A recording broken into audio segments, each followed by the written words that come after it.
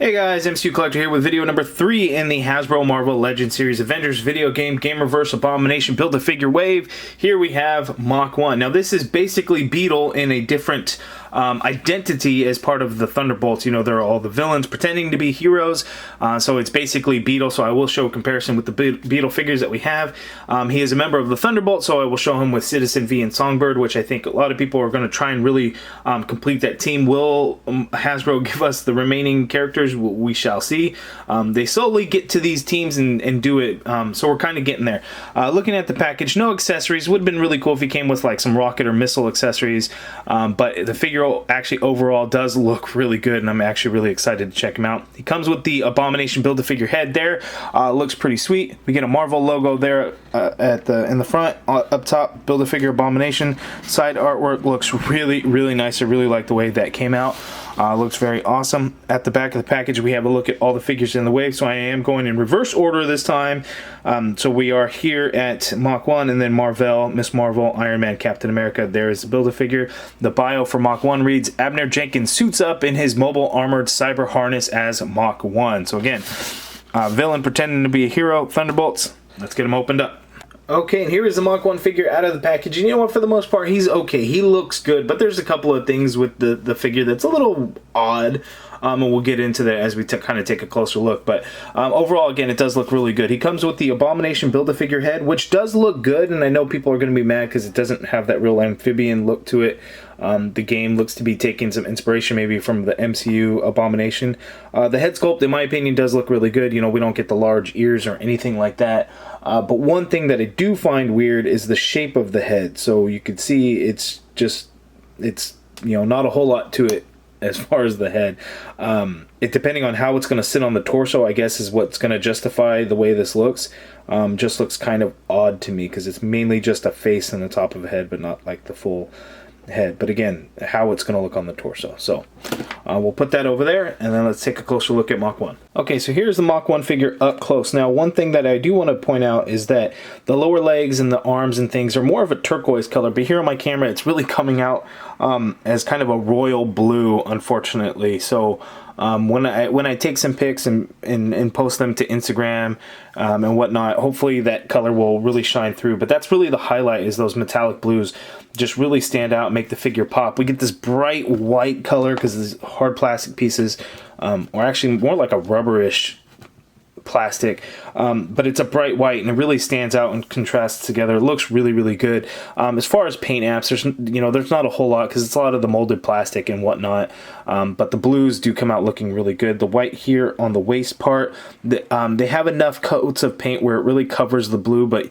you could see a little bit of faded blue a little bit in there, but for the most part it's done pretty well, except for like that piece. There's a lot of faded blue that's coming through, but really not that big of an issue. Even on the back of the figure, they really made it look good. There's the jetpack. See some accessories or something like some blast effects would be really cool there, but again, it does come out looking really good. Now this piece is not removable. I tried tugging on it.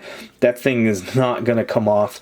We get these shoulder pieces here, and those are just attached to this torso piece, so those can really move around. It's not going to hinder articulation. We get the Thunderbolts logo there. Head sculpt looks really good. I like the way it looks, and I don't know if they did this on purpose, but looking at the visor, you could see a darker shade as we get to the corner, so a little bit of wash or how they did that, but all comes out looking really good. I like the way it looks. Now let's check his articulation. Okay, so the articulation for Mach-I, he can get him to look up that much. Careful doing it. The first time I tried, it popped his head off, so be careful with that. He can look down that much, so you can get him into some decent flight poses, as you can see there. We get tiny bit of pivot going on in there, and then of course you can get a full rotation in the head. The arms, shoulders can go up that high, which is good. You can't really get a full rotation because the wings are going to get in the way, but that really shouldn't be an issue. Upper bicep swivel there. We get a double jointed elbow, which works quite well, as you can see there, nice and stiff. Now, one of the things that, before I forget, we got wrist swivel and hinge. One of the things that I have issues with this figure is the waist swivel is extremely loose, as you can see there. Now, it's not really going to wobble around so much, but, you know, trying to bend the elbow really wanted to turn that torso piece, so just be aware of that. Ab crunch, you can get him to crunch forward that much.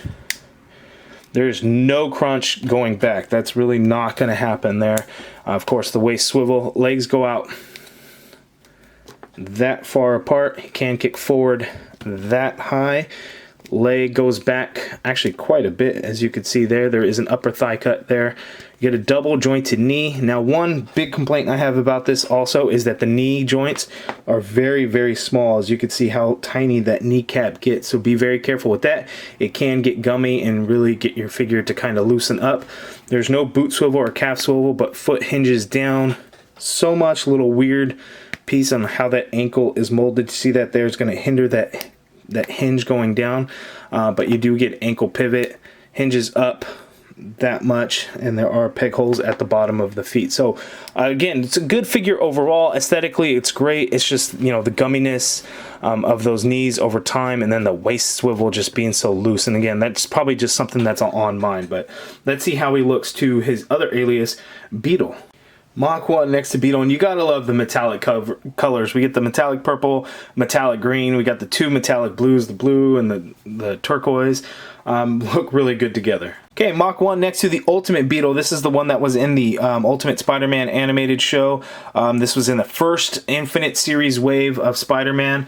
Marvel Legends, you can see that they use a lot of the same pieces. The arms are the same, hands are different, torso's different, head's different, but the legs are the same as well. Feet are different, as you can see. This one has those weird feet, this one has regular feet. So you can see the inspiration there of the Beetle into Mach-I. And here he is next to Ultron, which was another figure to basically use that same body mold, but in this case, this one actually has different forms, which I never noticed until actually pulling this figure out now.